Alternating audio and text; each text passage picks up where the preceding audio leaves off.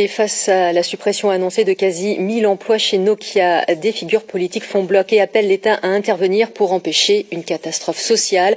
Deux sites vont être particulièrement impactés, celui de Nozay dans l'Essonne et celui de Lannion dans les Côtes-d'Armor. Deux élus costarmoricains ont co-signé une tribune adressée au président de la République, en l'occurrence le sénateur communiste Gérard Lahellec et le député Les Républicains Marc Le Fur. Voyez ce reportage de Séverine Breton et Jean-Michel Piron.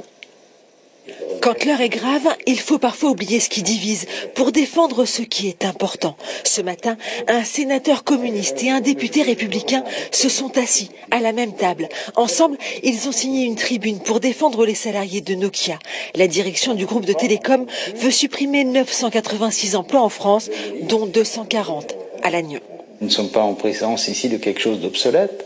Nous sommes ici en présence, une fois de plus à Lannion, de recherche d'avant-garde. Beaucoup de jeunes qui ont des intentions déjà de brevet. Il n'y a rien de pire que de tuer cet espoir. À Lannion, Nokia travaille notamment sur la 5G.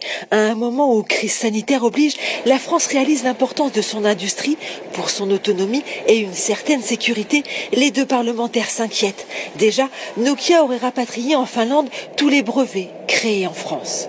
Moi, je suis pour la vraie industrie, le capitalisme qui s'engage, mais qui s'engage dans la durée. Et non pas des gens qui passent simplement en prédateurs, qui pillent nos compétences, nos brevets, et qui s'en vont au bout d'un certain temps quand ils ont épuisé les primes. Non aux chasseurs de primes. Avant de licencier, Nokia a bénéficié d'aides publiques conséquentes. On a totalisé avec notre expert 273 millions de crédits impôt recherche depuis qu'on a été racheté par Nokia il y a 4 ans. Donc c'est des sommes importantes d'argent public.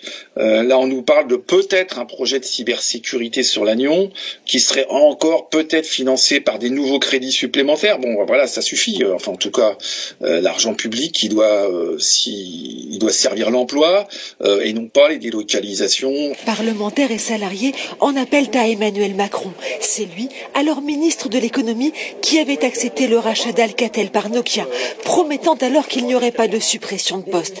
Il y a urgence, le plan de sauvegarde de l'emploi arrive à échéance ce 26 novembre.